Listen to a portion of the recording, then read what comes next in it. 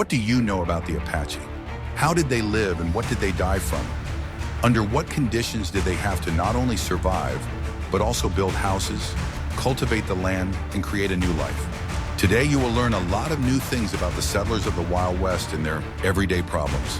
Watch the video to the end, and you will learn how a simple architectural solution without a single nail created natural air conditioning in homes, and what drinks saved people from the effects of dehydration when clean water was scarce. The main salvation from the heat on the southern frontier was a unique type of dwelling known as a dogtrot house. It was not just a building, but an entire passive cooling system created from readily available materials. The design was ingenious in its simplicity and effectiveness. The house consisted of two separate living quarters, or cabins, located under one common roof. Between these two quarters was a wide open passageway, which was called a dogtrot.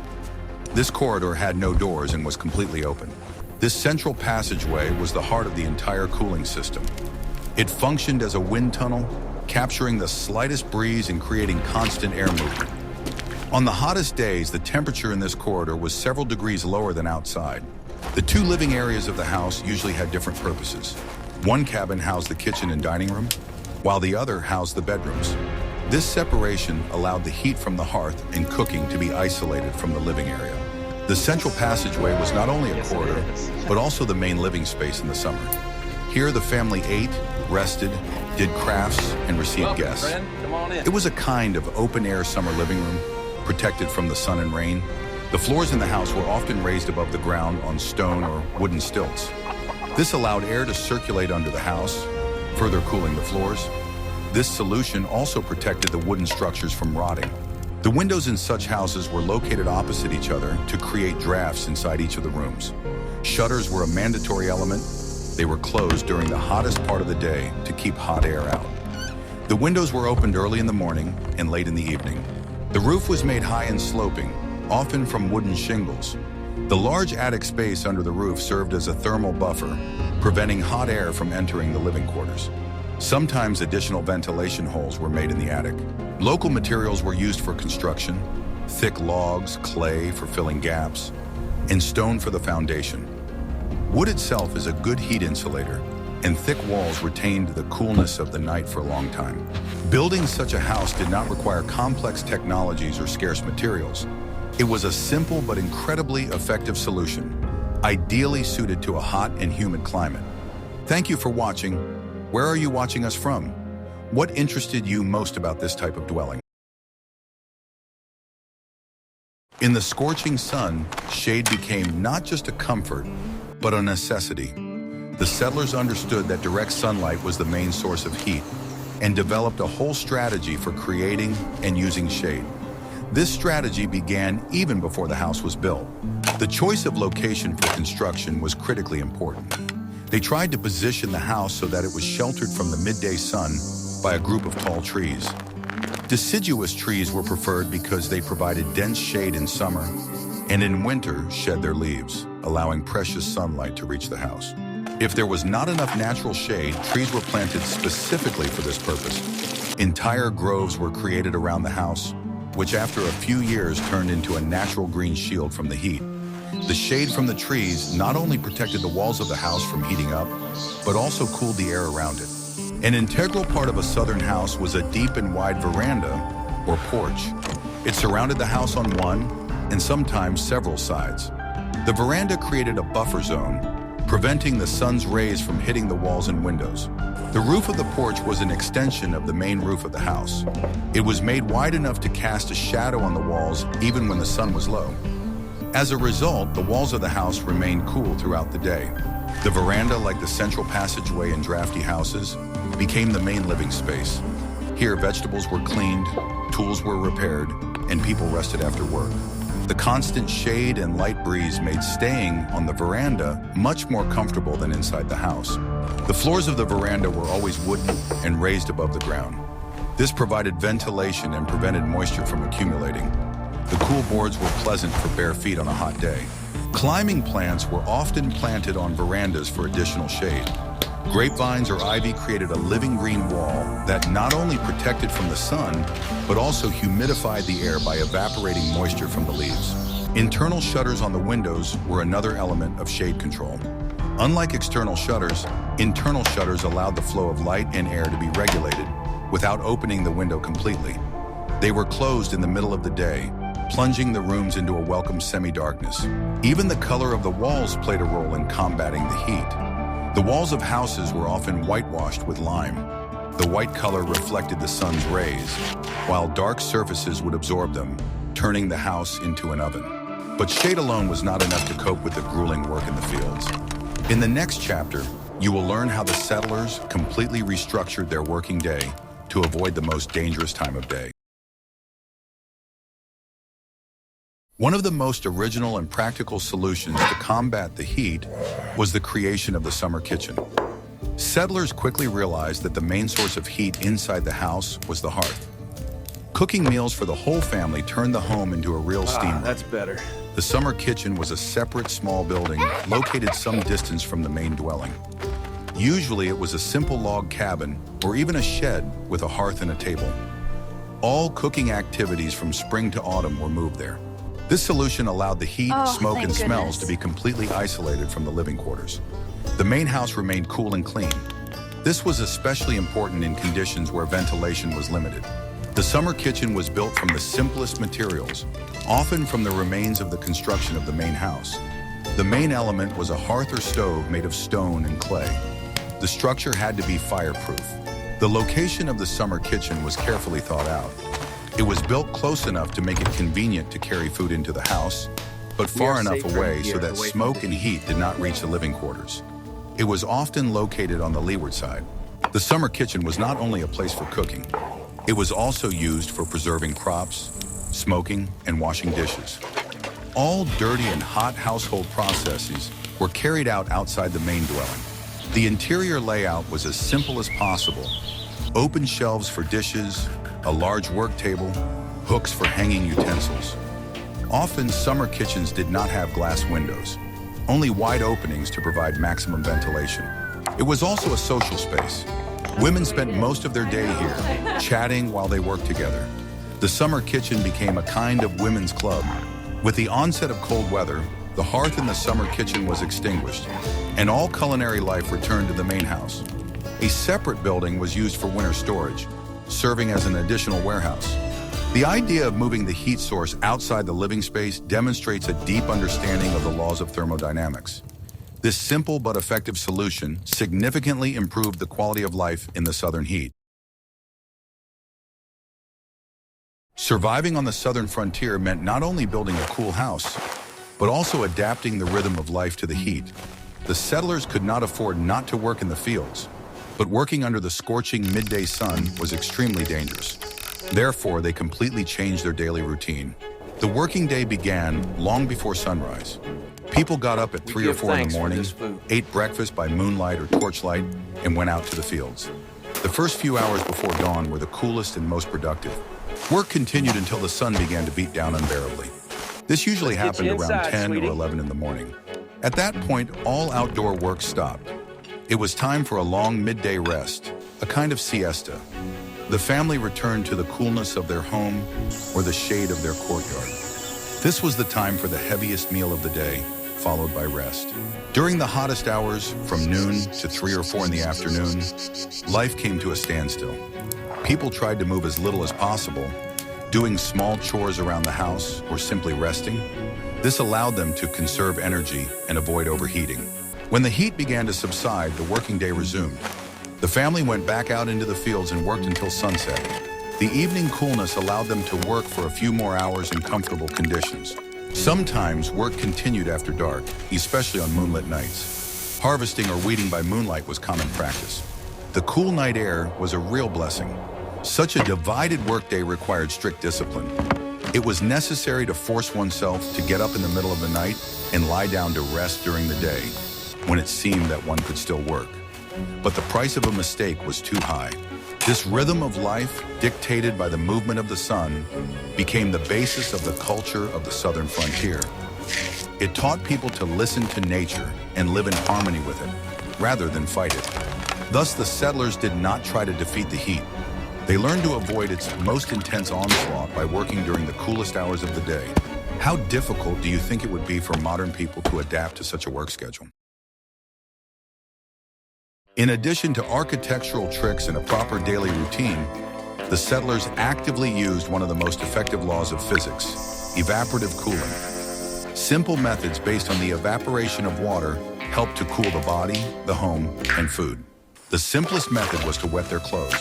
A shirt dipped in cold water from a stream created a cooling sensation on the skin as it evaporated.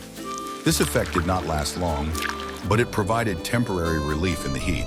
Wet sheets or pieces of cloth were often hung in doorways and window openings. The air passing through the damp fabric was cooled and humidified. It was a primitive but effective analog of modern air conditioning. The floors in the house, especially clay or stone ones, were periodically sprinkled with water. Evaporating from a large surface, the water absorbed heat and noticeably cooled the room. This also helped to knock down dust. Springs and streams were used to store perishable products such as milk or butter. The products were placed in airtight containers and immersed in cold running water. It was a natural refrigerator. If there was no stream nearby, they built so-called spring houses, small stone houses directly above the source. The constant low water temperature and evaporation created an ideal microclimate inside for storing food. Porous clay jugs were used to cool drinks. Water seeping through the walls of the jug evaporated from its outer surface, cooling the liquid inside. The drink in such a jug was always several degrees cooler than the surrounding air. Personal hygiene was also part of the cooling system. Frequent washing with cold water throughout the day helped wash away sweat and cool the body. Bathing in rivers and lakes was not only entertainment, but also a necessity. Barrels and troughs of water were placed around the house. The large evaporation area contributed to a local decrease in temperature and an increase in humidity, creating a more comfortable microclimate. Even breathing was used for cooling.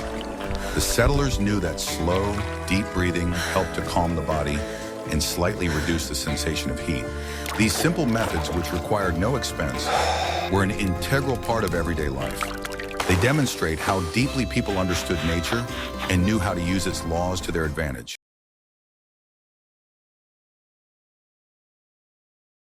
Choosing the right clothing was one of the key factors for survival in the southern heat. A settler's equipment had to be not only durable, but also protect from the sun, provide ventilation, and help the body cool down. Heavy and dark fabrics were unacceptable here. The main materials for summer clothing were linen and cotton. These natural fabrics are lightweight, breathable, and effectively absorb moisture, wicking it away from the body. Wool, indispensable in winter, was rarely used in summer. The cut of the clothes was loose and spacious. Wide shirts, loose pants, and dresses did not fit tightly to the body, allowing air to circulate freely. This created a natural ventilation effect and prevented overheating. The color of clothing was of great importance. Settlers preferred light colors, white, beige, and light gray. These colors reflected the sun's rays, while dark fabrics would absorb them, creating additional heat. Headwear was a must for anyone working outdoors. Wide-brimmed straw or felt hats provided shade for the face and neck, protecting them from direct sunlight. Losing your hat in the field could have serious consequences. Men's clothing consisted of a light linen or cotton shirt and loose trousers. The shirt was often left unbuttoned at the collar to improve air circulation. Long sleeves, oddly enough, provided better protection from the sun than short sleeves, preventing sunburn. Women wore simple, loose dresses made of the same materials. A thin undershirt was worn under the dress to absorb sweat. The numerous petticoats characteristic of urban fashion were inappropriate on the frontier. Footwear was worn minimally in the summer. People often went barefoot, especially near home.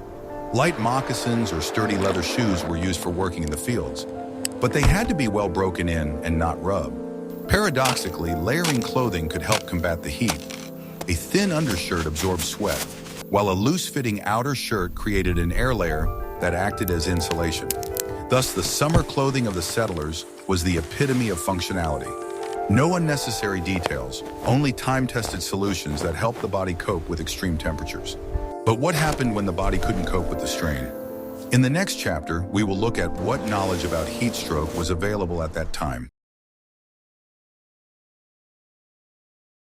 In an era when modern medicine did not yet exist, settlers relied on their own experience, folk knowledge, and simple theories to combat heat-related ailments. They did not use the terms heat stroke or dehydration, but they were well aware of the symptoms and consequences of overheating. The main cause of all summer illnesses was considered to be bad air or miasmas, emanating from swamps and rotting organic matter, as well as excessive heating of the blood from the sun. Therefore, the main goal was to cool the blood and ensure a supply of fresh air. At the first signs of overheating, such as weakness or dizziness, the person was immediately taken to the coolest place in the house. They were laid on the floor in a draft or in the shade of the veranda. Any further physical activity was strictly prohibited. Cold compresses were used to cool the body. A cloth soaked in cold spring water was applied to the forehead, neck, and wrists. This was believed to help reduce internal heat. Special attention was paid to fluid replacement. However, simply drinking large amounts of water was considered insufficient. Preference was given to beverages that were believed to better quench thirst and restore strength. One such drink was switchel, a mixture of water, vinegar, ginger, and a sweetener such as molasses.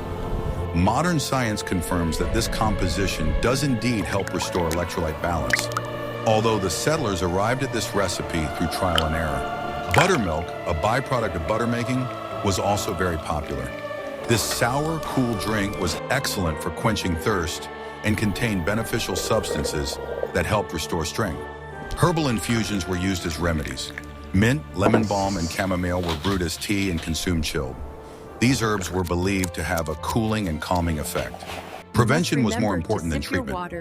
People were advised not to go out in the sun with their heads uncovered, to avoid heavy and fatty foods in the heat, and to drink small amounts throughout the day without waiting until they were very thirsty. Although their understanding of physiology was far from modern, the practical methods of the settlers were surprisingly effective. They were based on centuries of observation and allowed them to survive in conditions that are still considered extreme today. Architectural solutions for combating heat were not limited to the layout of the house and the presence of a veranda. The building materials themselves and the design features of the foundation and walls played a huge role in creating a cool dwelling. The foundations of houses in the South were almost always raised. Houses were built on high stone pillars or thick wooden piles, creating an underground space up to a meter high. There were several reasons for this solution. First, the raised floor ensured constant air circulation under the house. This prevented moisture accumulation and rotting of wooden structures and cooled the floors in the rooms. On a hot day, a cool floor was a real salvation. Second, this type of foundation protected the dwelling from flooding, which was a frequent occurrence in some regions. Water simply passed under the house without causing any damage. The walls of houses were most often built from thick logs. Massive wood has high thermal inertia. This means that the walls heated up slowly during the day and cooled down slowly at night. During the day, thick walls retain the coolness of the night for a long time, preventing the heat from penetrating inside. At night, however, they release the heat accumulated during the day, which was undesirable. That is why through ventilation was so important for blowing out the heated air. The gaps between the logs were carefully caulked with a mixture of moss, clay, and sometimes wool. This sealant not only protected against drafts in winter, but also served as additional insulation in summer. In some regions where there was a lot of clay, mud huts were built. The wooden frame was covered with branches and coated with a thick layer of clay mixed with straw. Such walls also provided excellent protection from the heat. Roofs were covered with wooden shingles or tiles. Unlike metal, these materials did not heat up as much in the sun. The high angle of the roof contributed to better air circulation in the attic.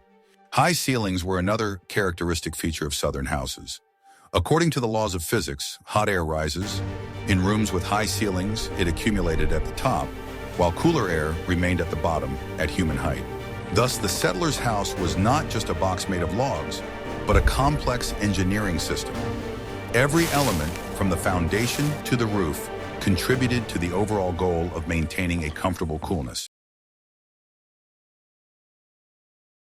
The porch mount or veranda was not just an architectural detail to protect from the sun. In the conditions of the southern frontier, It became the center of social, economic, and family life. The hot climate literally drove people out of their stuffy rooms into the fresh air. It was on the porch that most of the daytime life not related to work in the fields took place. Here, women did needlework, sorted grain, and shelled beans. Men repaired harnesses, sharpened tools, and wove baskets. The veranda was the most comfortable place to work. It provided shade and caught the slightest breeze. It was an open-air workplace, protected from the vagaries of the weather. The family also gathered here for meals. Instead of sitting in a stuffy dining room, the dining table was often taken out onto the porch. Eating together in the fresh air was an important part of family tradition. The porch was a place to relax. After a long day of work, there was nothing better than sitting in a rocking chair on the porch, enjoying the cool evening air. Here, people rested, talked, and told stories. It was also a place to receive guests. Neighbors who came to visit were rarely invited into the house. Conversations took place on the porch, over a glass of cold drink. The porch was the boundary between private and public space. This is where education took place. The elders taught the younger ones the wisdom of crafts and told family stories. The porch was both a classroom and a playground. It was on the porch that social ties were formed and maintained. Sitting on the porch, you could see neighbors passing by and exchange news. It was the information center of a small community. Architecturally, the porch was an extension of the house, and socially, it was an extension of the whole world. It connected the inner space of the family with the outside world of neighbors and nature. Thus, life on the southern frontier was life on the porch. The simple detail of the house shaped an entire cultural layer, defining the style of communication, work, and leisure for many generations to come. Survival in extreme heat was not only a matter of technology and proper daily routine, but also of psychology. The settlers developed a special attitude toward the climate that allowed them not just to endure, but to live fully in these conditions. A key element of this worldview was acceptance. They did not try to conquer or defeat the heat. They understood that it was an unchangeable fact of life and that they had to build their lives around it, not against it. This acceptance gave rise to a culture of slowness and measured pace. The southern pace of life, which might have seemed like laziness to outsiders, was in fact a wise strategy for conserving energy. Fast, sudden movements in the heat were an unacceptable luxury. People learned to find joy in small things. The coolness of dawn, a breeze, a sip of cold water from a spring. These simple things were highly valued. The ability to enjoy small comforts helped them endure the long hours of heat. The art of patience developed. The settlers knew that the heat would not last forever and that the hottest day would be followed by a cool night. This ability to wait and not give in to despair was an important survival skill. Social connections played a huge role in psychological support. Communicating with neighbors, helping each other, spending leisure time together in the cool evening hours. All this created a sense of community. No one was left alone to face the exhausting elements. We conclude our journey to the southern frontier, where settlers waged their quiet but persistent war not against enemies, but against nature itself. Their ingenious solutions, drafty houses, summer kitchens, a special rhythm of life, show how deeply they understood the world around them. They did not try to remake it, but learned to live in harmony with it. These survival methods, born out of necessity, became the basis of an entire culture. They prove that human ingenuity can find a way out of even the most seemingly unbearable conditions. The experience of these people is a hymn to adaptation, patience, and wisdom. We would like to know your opinion. What topics from the lives of migrants or other historical eras would you like to see in our next issues? Suggest your ideas in the comments, and perhaps your topic will become the basis for our new research. And of course, subscribe to the channel so you don't miss any new videos.